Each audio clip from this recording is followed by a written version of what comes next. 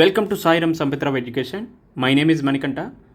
Indian polity strategic revision సిరీస్లో భాగంగా నిన్న ఆల్రెడీ మనం యాంటీ డిఫెక్షన్ల పార్టీ ఫిరాయింపులకు సంబంధించినటువంటి అంశాలని డిస్కస్ చేసుకున్నాం. సో ఈరోజు మెయిన్గా హిస్టారికల్ బ్యాక్గ్రౌండ్, చారిత్రక నేపథ్యం గురించి మనం డిస్కస్ చేసుకుంటాం. సో ఈ కాంటెక్స్లో బ్రిటిషర్స్ అనేవాళ్ళు మన భారతదేశానికి 1608 సంవత్సరంలో వ్యాపార నిమిత్తం ఇండియాలోకి రావడం జరిగింది. అయితే క్రమక్రమంగా స్వదేశీ సంస్థానాలు అక్కడ ఉన్న ప్రిన్స్లీ స్టేట్స్లో ఇన్వాల్వ్ అవ్వడం వల్ల క్రమక్రమంగా ఇటు బాంబే అవ్వచ్చు, బెంగాల్ అవ్వచ్చు, మద్రాసు ఈ సంస్థానాలను ఆక్రమించుకున్నారు. సో దాంట్లో భాగంగానే ఈ బ్యాటిల్ ఆఫ్ ప్లాసీ అవ్వచ్చు, అదేవిధంగా బ్యాటిల్ ఆఫ్ బక్సర్స్ యుద్ధాలు జరిగాయి. సో ఆ తర్వాత 1765 నుంచి 1772 మధ్యలో పరిపాలనాపరమైనటువంటి అంశాలు తీసుకొచ్చినప్పటికీ కూడా 1773 నుంచి ప్రాపర్గా గవర్నెన్స్ పరంగా చట్టాలు తీసుకురావడం జరిగింది. సో ఈ 1773 నుంచి 1947 వరకు ఏవైతే చట్టాలు గవర్నమెంటు, ఆర్గనైజేషన్, అడ్మినిస్ట్రేషన్ తీసుకొచ్చారో అది మన భారత రాజ్యాంగం మీద చాలా వరకు ప్రభావం చూపించాయి. సో ఆ కాంటెక్స్లో భాగంగా ఈ 1773 నుంచి అదేవిధంగా 1947 వరకు వచ్చిన చట్టాలు ఏంటి, అందులో ముఖ్యమైనటువంటి అంశాలు. సో ఈ అంశాలు, ఈ ప్రావిజన్స్ ఏవైతే ఉన్నాయో అవి ఇండియన్ కాన్స్టిట్యూషన్ మీద ఏ విధమైనటువంటి ఇంపాక్ట్, ఇన్ఫ్లుయెన్స్ చేసిందనే అంశాలను మనం ఇక్కడ డిస్కస్ చేసుకుంటాం. సో మేజర్గా ఈ చట్టాలను మనం రెండు రకాలుగా చదువుకోవచ్చు. ఒకటి కంపెనీ రూలు, అదేవిధంగా బ్రిటిష్ క్రౌన్ రూల్కి రిలేటెడ్గా చదువుకోవచ్చు. సో 1773 నుంచి 1858 వరకు కూడా ఈస్ట్ ఇండియా కంపెనీ రూల్ అనేది మన స్వదేశీ సంస్థానాలు అవ్వచ్చు, ఇటు ఇండియా మీద ఎక్కువగా అడ్మినిస్ట్రేషన్ పరంగా ఉండేవి. అయితే ఎప్పుడైతే 1857లో సిపాయిల తిరుగుబాటు జరిగిందో అప్పటి నుంచి బ్రిటిష్ క్రౌన్ రూల్ అనేది స్టార్ట్ అవ్వడం జరిగింది. సో డైరెక్ట్గా బ్రిటిష్ కంట్రోల్లోకి వెళ్ళడం వల్ల సో బ్రిటిష్ క్రౌన్ రూల్ రిలేటెడ్గా చట్టాలు తీసుకురావడం జరిగింది. అదేవిధంగా దానికి రిలేటెడ్గానే పరిపాలనాపరమైనటువంటి అంశాలు కూడా ఇక్కడ ఇంప్లిమెంట్ చేయడం జరిగింది.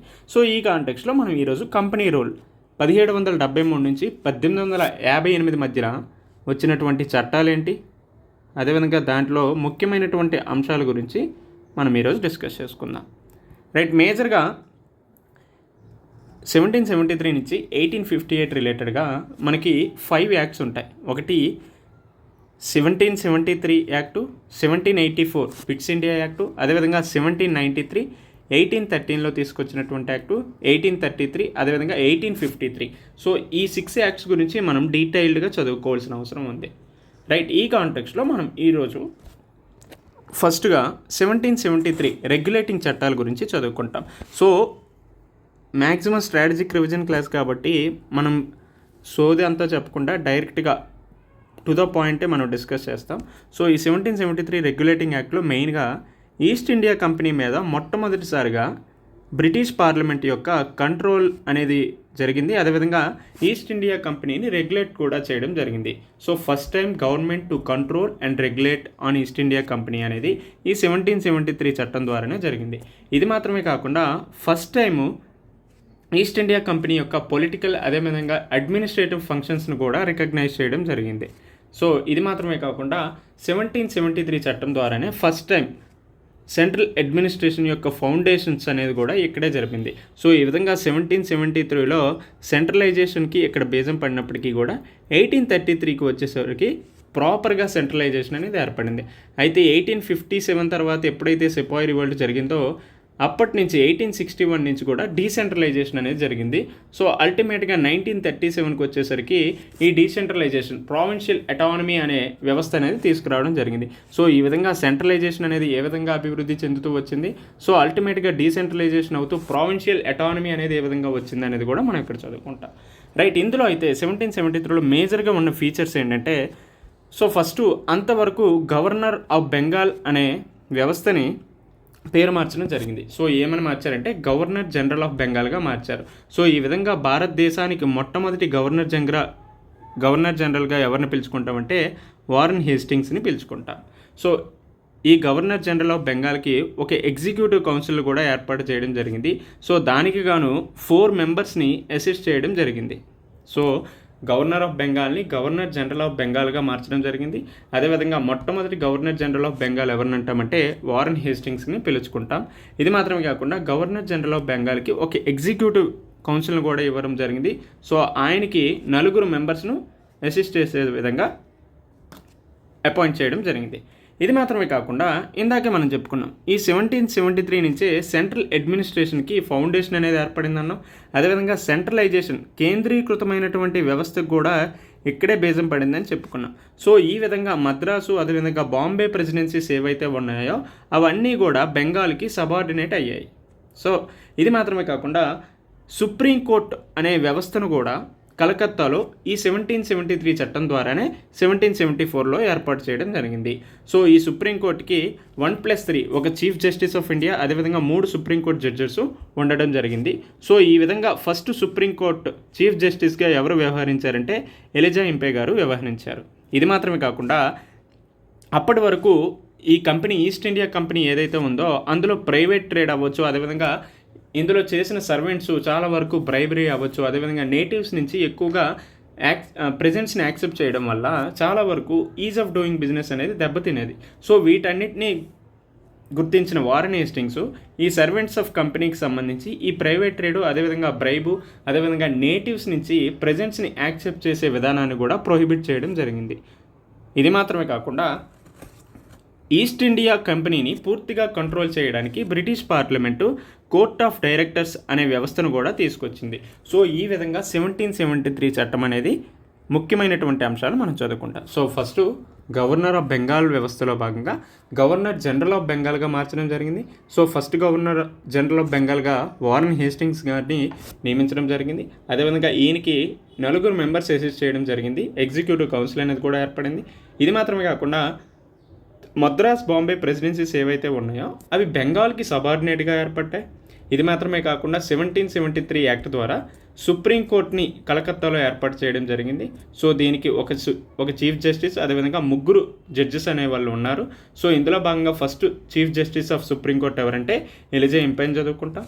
ఇది మాత్రమే కాకుండా కంపెనీలో ఎవరైతే సర్వెంట్స్ ఉంటారో వాళ్ళు ప్రైవేట్ ట్రేడు, అదేవిధంగా బ్రైబ్, అదేవిధంగా యాక్సెప్టింగ్ ప్రెజెంట్స్ ఫ్రమ్ నేటివ్స్ అనేది కూడా ప్రొహిబిట్ చేయడం జరిగింది. ఇది మాత్రమే కాకుండా ఈస్ట్ ఇండియా కంపెనీని కంట్రోల్ చేయాలనే ఉద్దేశంతో కోర్ట్ ఆఫ్ డైరెక్టర్స్ అనే వ్యవస్థను కూడా తీసుకొచ్చారు. సో ఈ విధంగా 1773 ఉన్నటువంటి ముఖ్యమైనటువంటి అంశాలను చదువుకుంటాం. ఇకపోతే 1773 తర్వాత కొన్ని అంశాలు సుప్రీంకోర్టు కొన్ని అంశాలు ఎక్కువగా ఇంటర్ఫీరెన్స్ అవ్వడం వల్ల అక్కడ గవర్నర్ జనరల్ ఆఫ్ బెంగాల్ ఎవరైతే ఉన్నారో కొంచెం మొండిగా వ్యవహరించారు. సో ఈ కాంటెక్స్లో భాగంగా 1781 అనే చట్టాన్ని తీసుకొచ్చారు. దీన్నే మనం యాక్ట్ ఆఫ్ సెటిల్మెంట్ అని కూడా పిలుచుకుంటాం. సో ఈ 1781 అనే చట్టాన్ని యాక్ట్ ఆఫ్ సెటిల్మెంట్గా పిలుచుకుంటాం. సో ఇందులో మేజర్గా గవర్నర్ జనరల్ ఆఫ్ బెంగాల్ని సుప్రీంకోర్టు జ్యూరిస్డిక్షన్ నుంచి ఎగ్జామ్ చేయడం జరిగింది. సో ఈ విధంగా చూసుకుంటే మనకి ఆర్టికల్ 50 డిపిఎస్పిలో భాగంగా judiciary is separated from the executive అనే వ్యవస్థ ఏదైతే ఉందో, ఈ ఆర్టికల్ ఏదైతే ఉందో దాన్ని ఎక్కడి నుంచే తీసుకున్నారని మనకు అర్థమవుతుంది కదా. సో ఈ గవర్నర్ జనరల్ ఆఫ్ బెంగాల్ అనేది ఒక ఎగ్జిక్యూటివ్ వ్యవస్థ, సుప్రీంకోర్టు అనేది ఒక జ్యుడిషియరీ వ్యవస్థ. సో ఈ విధంగా 1781లో సుప్రీంకోర్టు జ్యూరిస్డిక్షన్ నుంచి గవర్నర్ జనరల్ ఆఫ్ బెంగాల్ని ఎగ్జామ్ చేయడం జరిగింది. సో ఈ విధంగానే మనకి డిపిఎస్పిలో directive principles of state policy ఆదేశిక సూత్రాల్లో ఆర్టికల్ 50 అనే అంశం కూడా ఉంటుంది. సో ఈ ఆర్టికల్ 50 ఏం తెలుపుతుందంటే judiciary is separated from the executive అనే వ్యవస్థ గురించి తెలుపుతుంది కాబట్టి సో ఈ కాంటెక్స్లో మనం ఈ విధంగా కూడా చదువుకోవచ్చు. సో ఇందులో ఇది ఒక ముఖ్యమైనటువంటి అంశం. ఇది మాత్రమే కాకుండా ఇంతవరకు సుప్రీంకోర్టు రెవెన్యూ మ్యాటర్స్ని కూడా చూసుకునేది. అయితే ఈ 1781 యాక్ట్ ద్వారా ఈ రెవెన్యూ మ్యాటర్స్ని కూడా ఎక్స్క్లూడ్ చేయడం జరిగింది. ఇది మాత్రమే కాకుండా ఇఫ్ ఇన్ కేస్ సుప్రీంకోర్టు ఏవైనా తీర్పులు ఇవ్వాలంటే ఇన్ టర్మ్స్ ఆఫ్ పర్సనల్ మ్యాటర్స్లో హిందూకి సంబంధించి అవ్వచ్చు, ముస్లింలకు సంబంధించి అవ్వచ్చు, అదేవిధంగా క్రిస్టియన్స్కి సంబంధించి వాళ్ళ యొక్క పర్సనల్ లాస్కి అనుగుణంగానే తీర్పులను వెలువరించే సంస్కృతి కూడా మనకి యాక్ట్ ఆఫ్ సెటిల్మెంట్ 1781 ద్వారానే ఏర్పడింది. సో ప్రస్తుతం దీన్ని యూనిఫామ్ సివిల్ కోడ్తో ఇంటర్లింక్ చేసుకొని చదువుకోవచ్చు. సో మేజర్గా యూనిఫామ్ సివిల్ కోడ్ అంటే ఏంటి, దీనికి సంబంధించిన ఆర్టికల్స్ ఏంటి, సో ఈ విధమైనటువంటి బీజాలన్నీ కూడా మనకి 1781లోనే ఏర్పడ్డాయని కూడా చదువుకోవచ్చు. రైట్. ఇది మాత్రమే కాకుండా ప్రావిన్షియల్ కోర్ట్స్ ఏవైనా తీర్పులు ఇస్తే ఇఫ్ ఇన్ కేసు ఆ తీర్పుకి మనం ఆమోదం మనకి అంతగా ఇంట్రెస్ట్ లేదు, సో నాకు న్యాయం జరగలేదు అని ఆలోచించి అపీల్కి వెళ్ళామంటే ప్రావిన్షియల్ కోర్ట్స్ నుంచి మేజర్గా సుప్రీంకోర్టుకే వెళ్తారు. అయితే ఈ 1781లో ప్రావిన్షియల్ కోర్ట్స్కి సంబంధించి ఇఫ్ ఇన్ కేస్ ఏదైనా తీర్పు నీకు న్యాయం జరగలేదని భావిస్తే నువ్వు అపీల్స్కి వెళ్ళాల్సింది గవర్నర్ జనరల్ ఆఫ్ బెంగాల్కే కానీ సుప్రీంకోర్టుకి కాదు అనే నిబంధన కూడా 1781లో తీసుకురావడం జరిగింది. సో ఇంకొకసారి ఈ 1781 అంశాల గురించి చెప్తాను. So governor general of Bengal supreme court jurisdiction నుంచి ఎగ్జామ్ చేయడం జరిగింది. అదేవిధంగా రెవెన్యూ మ్యాటర్స్ అన్నింటినీ కూడా సుప్రీంకోర్టు నుంచి ఎక్స్క్లూడ్ చేశారు. అదేవిధంగా పర్సనల్ లాస్, హిందువులకి, ముస్లింలకి, క్రిస్టియన్స్కి తీర్పులు వెలువరించాలంటే వాళ్ళ యొక్క పర్సనల్ లాస్, వ్యక్తిగత చట్టాల ఆధారంగానే తీర్పులను వెలువరించాలనే అంశాన్ని ఎక్కడ తీసుకొచ్చారు. ఇది మాత్రమే కాకుండా provincial courts if in case నాకు న్యాయం జరగలేదు అని అపీల్కి వెళ్ళామంటే అది మనం సుప్రీంకోర్టుకి కాకుండా గవర్నర్ జనరల్ ఆఫ్ బెంగాల్కి వెళ్ళాలి అనే నిబంధన కూడా ఈ 1781లో తీసుకొచ్చారు. ఆ తర్వాత 1784 యాక్ట్ తీసుకొచ్చారు. సో ఈ 1784 యాక్ట్ని మనం పిట్స్ ఇండియా యాక్ట్గా కూడా పిలుచుకుంటాం. సో ఇందులో మేజర్గా కమర్షియల్ ఫంక్షన్ అదేవిధంగా పొలిటికల్ ఫంక్షన్స్ని డిస్టింగ్విష్ చేయడం జరిగింది. సో ఈ కమర్షియల్ ఫంక్షన్స్ అన్నీ కూడా కోర్ట్ ఆఫ్ డైరెక్టర్స్ అనే వ్యవస్థ చూసుకునేది. అదేవిధంగా పొలిటికల్ ఫంక్షన్స్కి బోర్డ్ ఆఫ్ కంట్రోల్ వ్యవస్థ అనేది తీసుకురావడం జరిగింది. సో ఈ కోర్ట్ ఆఫ్ డైరెక్టర్స్ అనేది మనం 1773 చట్టంలోనే తీసుకొచ్చారని చదువుకున్నాం.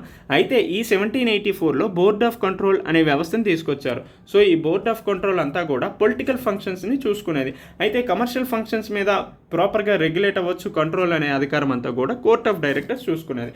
సో ఈ విధంగా డబుల్ గవర్నమెంట్ సిస్టమ్, ద్వంద్వ ప్రభుత్వం అనేది ఈ 1784 చట్టం ద్వారానే వచ్చిందని కూడా మనం చదువుకోవచ్చు. సో మనకి ఎగ్జామ్ని ఎలాగ అడుగుతారంటే double government, system of double government అనేది ఏ యాక్ట్ ద్వారా తీసుకొచ్చారంటే 1784 యాక్ట్ ద్వారా తీసుకొచ్చారని మనం చెప్పుకోవచ్చు. రైట్. ఇది మాత్రమే కాకుండా first time company territories in India ఏవైతే ఉన్నాయో వాటిని బ్రిటిష్ పొజిషన్స్గా కూడా గుర్తించడం జరిగింది. సో కంపెనీ యొక్క టెరిటరీస్ ఇండియాలో ఏవైతే ఉన్నాయో వాటిని బ్రిటిష్ పొజిషన్స్గా కూడా గుర్తించడం జరిగింది. ఏ యాక్ట్ ద్వారా అంటే 1784 యాక్ట్ ద్వారా జరిగింది. ఆ తర్వాత 1793 చట్టం వచ్చినప్పటికీ కూడా అందులో ఎగ్జామ్ పర్స్పెక్టివ్లో అంత ఇంపార్టెంట్గా వచ్చిన అంశాలు ఏమీ లేవు. బట్ 1813 యాక్ట్ అనేది మనకి చాలా ఇంపార్టెంట్. ఇటు 1813 అవ్వచ్చు, 1833 అవ్వచ్చు, 1853 అనేవి చాలా ఇంపార్టెంట్. సో ఈ కాంటెక్స్లో 1813 యాక్ట్ గురించి చూసుకుంటే 1813లో మేజర్గా ట్రేడ్ మోనోపలి, కంపెనీ యొక్క ట్రేడ్ మోనోపలి ఏదైతే ఉందో దాన్ని అబాలిష్ చేయడం జరిగింది. సో అంతవరకు కూడా ఇఫ్ ఇన్ కేస్ ఇండియాలో బ్రిటిష్ తరపున ఎవరైనా బిజినెస్ పెట్టాలంటే కేవలం ఈస్ట్ ఇండియా కంపెనీ వాళ్ళు మాత్రమే పెట్టే సంస్కృతి ఉంది. అయితే ఈ 1813 చట్టం ద్వారా ఈ ట్రేడ్ మోనోపలి ఏదైతే ఉందో దాన్ని అబాలిష్ చేయడం జరిగింది. అయితే ఈస్ట్ ఇండియా కంపెనీకి కొన్నిట్లో ఎక్సెప్షన్స్ అనేవి ఇచ్చారు. సో అవి ఏంటంటే ట్రేడ్లో ఎక్సెప్షన్, అదేవిధంగా చైనాతో ట్రేడ్ జరుపుకునే అంశంలో కూడా ఎక్సెప్షన్ ఇవ్వడం జరిగింది. సో మిగతా అన్ని అంశాల్లో కూడా బ్రిటిష్ మర్చెంట్స్కి కూడా అవకాశాలు కల్పించడం ఈ 1813 యాక్ట్ ద్వారానే జరిగిందని మనం చదువుకుంటాం. ఇది మాత్రమే కాకుండా ఫస్ట్ టైం క్రిస్టియన్ మిషనరీస్కి అలౌ చేయడం కూడా జరిగింది. సో ఎందుకు అలౌ చేశారంటే ప్రజలను జ్ఞానోదయం కల్పించడానికి, సో ఎన్లైటన్ చేయడానికి ఈ క్రిస్టియన్ మిషనరీస్ని 1813 చట్టం ద్వారా తీసుకురావడం జరిగింది. ఇది మాత్రమే కాకుండా వెస్టర్న్ ఎడ్యుకేషన్ని స్ప్రెడ్ చేయాలనే ఉద్దేశంతో కూడా అనేక చర్యలు ఈ 1813 చట్టం ద్వారానే తీసుకొచ్చాడు. సో పాశ్చాత్య విద్యను ప్రమోట్ చేయడానికి ఈ 1813లో అనేక అంశాలను పొందుపరచడం జరిగింది. ఇది మాత్రమే కాకుండా లోకల్ గవర్నమెంట్స్కి కూడా కొన్ని అధికారాలు ఇచ్చారు. సో అవి ఏంటంటే ట్యాక్స్ని ఇంపోజ్ చేసుకునే అధికారం, అదేవిధంగా ఇఫ్ ఇన్ కేస్ ఎవరైనా ట్యాక్స్ పే చేయకపోతే ఆ పర్సన్స్ని పనిష్ చేసే అధికారం కూడా ఈ 1813 చట్టం ద్వారానే కల్పించడం జరిగింది. సో ఇంకొకసారి 1813 గురించి చెప్తాను. సో ఫస్ట్ ట్రేడ్ మోనోపలి ఏదైతే కంపెనీ యొక్క ట్రేడ్ మోనోపలి ఏదైతే ఉందో దాన్ని అబాలిష్ చేశారు. అయితే కొన్నిట్లో ఎక్సెప్షన్స్ ఇచ్చారు. అదేంటంటే టీ ట్రేడ్లోని, అదేవిధంగా చైనాతో సంబంధించి ట్రేడ్లోని ఎక్సెప్షన్స్ ఇచ్చారు. అదేవిధంగా క్రిస్టియన్ మిషనరీస్ని ఫస్ట్ టైం ఇండియాలో అలౌ చేశారు. ఎందుకంటే ఎన్లైటన్ చేయడానికి. ఇది మాత్రమే కాకుండా వెస్టర్న్ ఎడ్యుకేషన్ స్ప్రెడ్ చేసే విధానం కూడా 1813లో వచ్చింది. అదేవిధంగా లోకల్ గవర్నమెంట్స్కి ఆథరైజ్ చేశారు. ఏ విషయంలో అంటే ట్యాక్సెస్ని ఇంపోజ్ చేసుకునే విషయంలో, అదేవిధంగా ఇఫ్ ఇన్ కేస్ ఎవరైనా ట్యాక్స్ పే చేయకపోతే వాళ్ళని పనిష్ చేసే అధికారం కూడా లోకల్ గవర్నమెంట్స్కి అందివ్వడం జరిగింది. సో ఈ కాంటెక్స్లో భాగంగా మనం ప్రజెంట్ అంశాన్ని 73rd 74th constitution amendment act వరకు చదువుకోవచ్చు కదా. సో ఇందులో ఏవైతే లోపాలు ఉన్నాయో వాటిని మనం ఈ విధంగా 1813 చట్టంలో ఈ విధంగా లోకల్ గవర్నమెంట్స్కి ట్యాక్స్ ఇంపోజ్ చేసుకునే అధికారం అవ్వచ్చు, అదేవిధంగా ట్యాక్స్ ఇఫ్ ఇన్ కేస్ ఎవరైనా పే చేయకపోతే వాళ్ళకి పనిష్ చేసే అధికారం కూడా ఇచ్చారు. But 73rd 74th constitution amendment యాక్ట్స్లో ఈ విధమైనటువంటి చర్యలు ఏమైనా కేంద్ర ప్రభుత్వం అవ్వచ్చు, అటు రాష్ట్ర ప్రభుత్వాలు తీసుకుంటున్నాయా చెప్పండి? క్వశ్చన్ మార్కే కదా. సో ఈ విధంగా మనం ఇంటర్లింక్ చేసుకొని చదువుకోవాల్సిన అవసరం ఉంది. రైట్. అదేవిధంగా 1813 తర్వాత 1833 యాక్ట్ గురించి చదువుకుంటాం. సో ఈ 1833 చట్టం అనేది గవర్నర్ జనరల్ ఆఫ్ బెంగాల్ ఎవరైతే ఉన్నారో ఆయన్ని గవర్నర్ జనరల్ ఆఫ్ ఇండియాగా పేరు మార్చడం జరిగింది. So first governor of Bengal నుంచి గవర్నర్ జనరల్ ఆఫ్ బెంగాల్గా 1773 చట్టం అనేది తీసుకొచ్చింది. అయితే ఈ గవర్నర్ జనరల్ ఆఫ్ బెంగాల్ని గవర్నర్ జనరల్ ఆఫ్ ఇండియాగా 1833 చట్టం అనేది తీసుకురావడం జరిగింది. సో ఈ విధంగా 1833 చట్టంలో పూర్తిగా సెంట్రలైజేషన్ అయినది అవ్వడం జరిగింది. సో పూర్తిగా కేంద్రీకృతమైనటువంటి వ్యవస్థ అనేది 1833 యాక్ట్ ద్వారానే జరిగింది. సో ఫస్ట్ మనకి ఎక్కడ బీజం పడిందంటే 1773లో పడిందని మనం ఆల్రెడీ చెప్పుకున్నాం. సో ఆ తర్వాత 1833లో పూర్తిగా సెంట్రలైజేషన్ అనేది అవ్వడం జరిగింది. ఇటు మద్రాస్ అవ్వచ్చు, అటు బాంబే ప్రెసిడెన్సీస్ అన్నీ కూడా బెంగాల్కి సబార్డినేట్గా అవ్వడం జరిగింది. అట్ ది సేమ్ టైం ఈ గవర్నర్ జనరల్ ఆఫ్ ఇండియాకి కూడా లెజిస్లేటివ్ అవ్వచ్చు, ఎగ్జిక్యూటివ్ పరమైనటువంటి అంశాల్లో పూర్తిగా ఎక్స్క్లూజివ్గా రైట్స్ ఇవ్వడం జరిగింది. సో ఈ విధంగా సెంట్రలైజేషన్ అనేది స్ట్రాంగ్గా 1833 యాక్ట్లోనే కనిపిస్తుంది. ఇది మాత్రమే కాకుండా ఈస్ట్ ఇండియా కంపెనీ ఏదైతే ఉందో దాని యొక్క కమర్షియల్ బాడీకి సంబంధించినటువంటి అన్ని అంశాలు కూడా ఎండ్ అయిపోయాయి. సో అప్పటి వరకు ఈస్ట్ ఇండియా కంపెనీ అట్లీస్ట్ ట్రేడ్తో అవ్వచ్చు, అదేవిధంగా చైనాతో ట్రేడ్ విషయంలో కమర్షియల్ బాడీగా పనిచేసేది. అయితే ఈ 1833 చట్టం ద్వారా పూర్తిగా ఈస్ట్ ఇండియా కంపెనీ అనేది కమర్షియల్ బాడీగా ఎండ్ అవ్వడం జరిగింది. అయితే కేవలం పరిపాలనాపరమైనటువంటి ఒక సంస్థగానే ఈస్ట్ ఇండియా కంపెనీ అనేది ఉండడం జరిగింది. ఇది మాత్రమే కాకుండా first time open competition for selection of civil servants అనే వ్యవస్థను కూడా 1833 చట్టంలో తీసుకొచ్చారు. అయితే కోర్ట్ ఆఫ్ డైరెక్టర్స్ అక్కడ విముఖత వ్యక్తం చేయడంతో దీన్ని అమలు చేయలేకపోయారు. So open competition for selection of civil servants అనే వ్యవస్థని 1833లో తీసుకొచ్చినప్పటికీ కూడా కోర్ట్ ఆఫ్ డైరెక్టర్స్ విముఖత వ్యక్తం చేయడం వల్ల అక్కడ వాటిని ఇంప్లిమెంటేషన్ చేయలేదు. అయితే ఫర్దర్గా 1853లో దీన్ని ఇంప్లిమెంట్ చేశారు, రైట్. సో ఈ విధంగా 1833 చట్టం ద్వారానే లా కమిషన్ అనేది కూడా ఏర్పాటు చేయడం జరిగింది. సో ఈ విధంగా చూసుకుంటే మన ప్రీ ఇండిపెండెన్స్ టైంలో ఫస్ట్ లా కమిషన్ చైర్మన్గా లార్డ్ మెకాలే గారు పనిచేయడం జరిగింది. అదేవిధంగా ఆఫ్టర్ ఇండిపెండెన్స్ తర్వాత భారతదేశానికి ఫస్ట్ లా కమిషన్ చైర్మన్గా ఎవరు వ్యవహరించడం జరిగింది అనేది మీరు కామెంట్స్లో తెలియజేయండి. సో ఇది మనకి చాలా ఇంపార్టెంట్, ఎందుకంటే ఇటీవల 23rd లా కమిషన్ కూడా ఏర్పాటు చేయడం జరిగింది. అదేవిధంగా అది యూనిఫామ్ సివిల్ కోడ్ అవ్వచ్చు, ఇటు సైమల్టేనియస్ ఎలక్షన్స్ పరమైనటువంటి అంశాల్లో కూడా అనేక రికమెండేషన్స్ చేయాలని ముందుకు వస్తుంది. కాబట్టి ఈ లా కమిషన్కి సంబంధించి అంశాలు మనం డీటెయిల్గా చదువుకోవాల్సిన అవసరం ఉంది. అయితే ఇక్కడ first law commission chairman after independence తర్వాత ఎవరిని నియమించారు అనేది కామెంట్స్లో తెలియజేయండి. ఇకపోతే 1833 చట్టం అయిపోయిన తర్వాత 1853 చట్టం గురించి మనం చూసుకుంటే, సో ఫస్ట్ టైం లెజిస్లేటివ్ అదేవిధంగా ఎగ్జిక్యూటివ్ ఫంక్షన్స్ని సపరేట్ చేయడం జరిగింది. ఇంతవరకు కూడా ఎగ్జిక్యూటివ్ అవ్వచ్చు, లెజిస్లేటివ్ ఫంక్షన్స్ అన్నీ కూడా ఒకే వ్యక్తి గవర్నర్ జనరల్ ఆఫ్ బెంగాలే చేసేవారు, గవర్నర్ జనరల్ ఆఫ్ ఇండియా చేసేవారు. అయితే 1853 చట్టంలో ఈ రెండింటిని సపరేట్ చేయడం జరిగింది. అదేవిధంగా ఈ గవర్నర్ జనరల్ కౌన్సిల్ అనే దానికి 6 మెంబర్స్ని కూడా యాడ్ చేశారు. సో ఈ గవర్నర్ జనరల్ కౌన్సిల్ ఏదైతే ఉందో దాన్నే ఇండియన్ లెజిస్లేటివ్ కౌన్సిల్ గాను, అదేవిధంగా మినీ పార్లమెంట్ గాను పిలుచుకుంటున్నాం, రైట్. ఇది మాత్రమే కాకుండా ఇందాకే చెప్పుకున్నాం 1833లో open competition for civil servants అనేది ఇంట్రడ్యూస్ చేసినప్పటికీ కూడా అక్కడ కోర్ట్ ఆఫ్ డైరెక్టర్స్ విముఖత వ్యక్తం చేయడం వల్ల అమలు చేయలేకపోయారు. అయితే 1853 చట్టంలో దీన్ని ఇంప్లిమెంట్ చేయడం జరిగింది. సో ఈ విధంగా ఈ ఓపెన్ కాంపిటీషన్ సిస్టానికి సంబంధించి మెకాలే కమిటీని 1854లో కూడా నియమించడం జరిగింది అనేది మనం చదువుకుంటాం. ఇది మాత్రమే కాకుండా ఇండియన్ లెజిస్లేటివ్ కౌన్సిల్కి సంబంధించి అక్కడ లోకల్ రిప్రజెంటేషన్కి కూడా భాగస్వామ్యం కల్పించడం జరిగింది.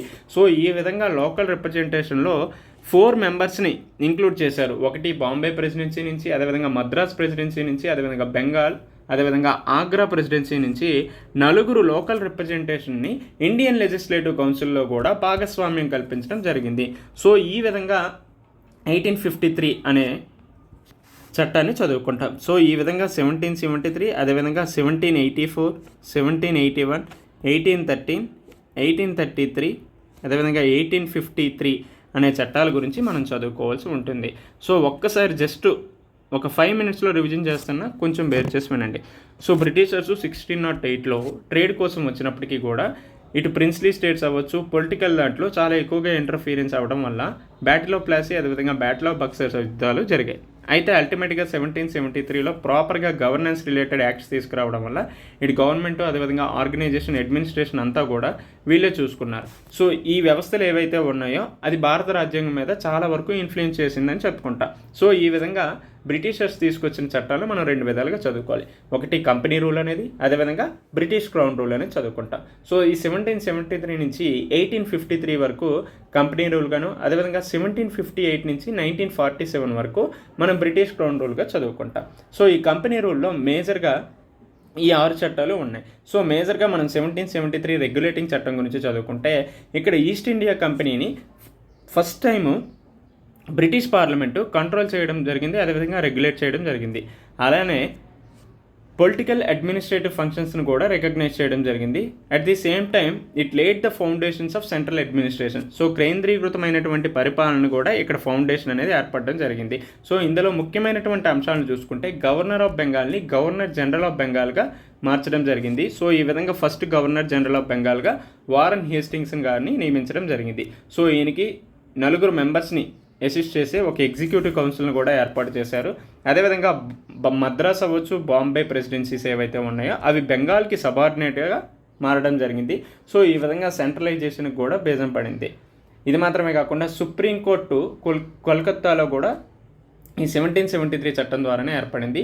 సో ఒక చీఫ్ జస్టిస్ ఆఫ్ ఇండియా, అదేవిధంగా 3 జడ్జిల నియామకం జరిగింది. సో ఇందులో భాగంగా చీఫ్ జస్టిస్గా ఎవరు వ్యవహరించారంటే ఎలిజా ఇంపా గారు వ్యవహరించారు. అదేవిధంగా సర్వెంట్స్ ఆఫ్ ద కంపెనీని ఇటు ప్రైవేట్ ట్రేడ్, అదేవిధంగా బ్రైబరీస్ ఏవైతే తీసుకుంటున్నారో వాటిని కూడా ప్రొహిబిట్ చేయడం జరిగింది. అదేవిధంగా ఈస్ట్ ఇండియా కంపెనీని కంట్రోల్ చేసే ఉద్దేశంతో కోర్ట్ ఆఫ్ డైరెక్టర్స్ అనే వ్యవస్థను కూడా తీసుకొచ్చారు. సో ఈ విధంగా 1773 చట్టం అయిపోయిన తర్వాత 1781 అనే చట్టం మేజర్గా యాక్ట్ ఆఫ్ సెటిల్మెంట్గా పిలుచుకుంటాం. ఇందులో ముఖ్యమైనటువంటి అంశాలను పరిశీలిస్తే గవర్నర్ జనరల్ ఆఫ్ బెంగాల్ని సుప్రీంకోర్టు జ్యూరిస్డిక్షన్ నుంచి ఎగ్జామ్ చేయడం జరిగింది. అదేవిధంగా రెవెన్యూ మ్యాటర్స్ ఏవైతే ఉన్నాయో అవి కూడా సుప్రీంకోర్టు జ్యూరిస్డిక్షన్ నుంచి ఎక్స్క్లూడ్ చేశారు. ఇది మాత్రమే కాకుండా పర్సనల్ లాస్ ఏవైతే ఉన్నాయో వాటికి అనుగుణంగానే ఇటు హిందూ, ముస్లిం, క్రిస్టియన్కి సంబంధించి పర్సనల్ మ్యాటర్స్లో తీర్పులు ఇచ్చే ఒక వ్యవస్థను కూడా ఇక్కడ తీసుకొచ్చారు.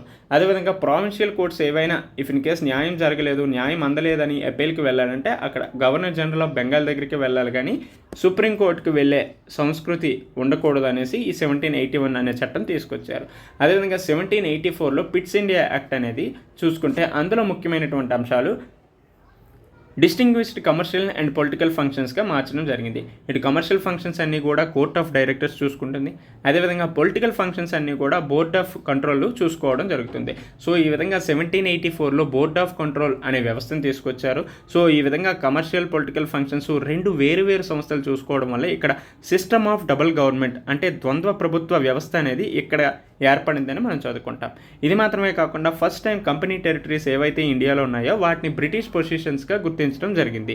సో ఈ విధంగా 1784 చట్టం చదువుకున్న తర్వాత 1813లో ముఖ్యమైనటువంటి అంశాలు చూసుకుంటే అప్పటి వరకు ట్రేడ్లో గుత్తాధిపత్యం సాధిస్తున్నటువంటి ఈస్ట్ ఇండియా కంపెనీ మీద ఈ ట్రేడ్ మోనోపలి ఏదైతే ఉందో దాన్ని పూర్తిగా అబాలిష్ చేయడం జరిగింది. కేవలం టీ ట్రేడు, అదేవిధంగా చైనాతో ట్రేడ్ మాత్రమే ఎక్సెప్షన్స్ ఇవ్వడం జరిగింది. మిగతా అన్ని అంశాల్లో కూడా బ్రిటిష్ మర్చెంట్స్ని కూడా ఇన్వాల్వ్ చేయడం జరిగింది. అదేవిధంగా 1813 చట్టంలో క్రిస్టియన్ మిషనరీస్ని ప్రజల్ని చైతన్యం చేయాలనేసి అలౌ చేయడం జరిగింది. అదేవిధంగా వెస్టర్న్ ఎడ్యుకేషన్ స్ప్రెడ్ చేసే ఉద్దేశంతో కూడా 1813లో కొన్ని అంశాలు తీసుకొచ్చారు. అదేవిధంగా లోకల్ గవర్నమెంట్స్ కూడా కొన్ని పవర్స్ ఇచ్చారు. ఫర్ ఎగ్జాంపుల్ ట్యాక్సెస్ని ఇంపోజ్ చేసే అధికారం, అదేవిధంగా ఇఫ్ ఇన్ కేస్ ట్యాక్సెస్ ఎవరైనా పే చేయకపోతే వాళ్ళ మీద పనిష్ చేసే అధికారం కూడా 1813 చట్టంలోనే ఉన్నాయి. అదేవిధంగా 1833 చూసుకుంటే గవర్నర్ జనరల్ ఆఫ్ బెంగాల్ని గవర్నర్ జనరల్ ఆఫ్ ఇండియాగా మార్చడం జరిగింది. సో ఈ విధంగా పూర్తిగా 1773లో ఏదైతే కేంద్రీకృతమైనటువంటి వ్యవస్థకి బేజం పడిందో 1833కి వచ్చేసరికి పూర్తిగా కేంద్రీకృతమైనటువంటి వ్యవస్థ ఏర్పడిందని చదువుకుంటాం. రైట్. ఇది మాత్రమే కాకుండా ఈస్ట్ ఇండియా కంపెనీ ఒక కమర్షియల్ బాడీగా ఎండ్ అవ్వడం జరిగింది. ఇది కేవలం అడ్మినిస్ట్రేటివ్ బాడీ, పరిపాలనాపరమైనటువంటి సంస్థగానే ఏర్పడడం జరిగింది. ఇది మాత్రమే కాకుండా 1833 చట్టంలో మేజర్గా open competition for selection of civil servants అనే వ్యవస్థను తీసుకురావాలని చూసినప్పటికీ కూడా కోర్ట్ ఆఫ్ డైరెక్టర్స్ విముఖత వ్యక్తం చేయడం వల్ల ఇది ఇంప్లిమెంటేషన్ అవ్వలేదు. అయితే 1833 చట్టం వల్ల లా కమిషన్ అనేది ఏర్పడింది. సో ఈ లా కమిషన్కి ఫస్ట్ చైర్మన్గా మెకాలే గారు వ్యవహరించడం జరిగింది. అయితే పోస్ట్ ఇండిపెండెన్స్ తర్వాత లా కమిషన్కి మొట్టమొదటి చైర్మన్గా వ్యవహరించింది ఎవరు అనేది కామెంట్స్లో తెలియజేయండి.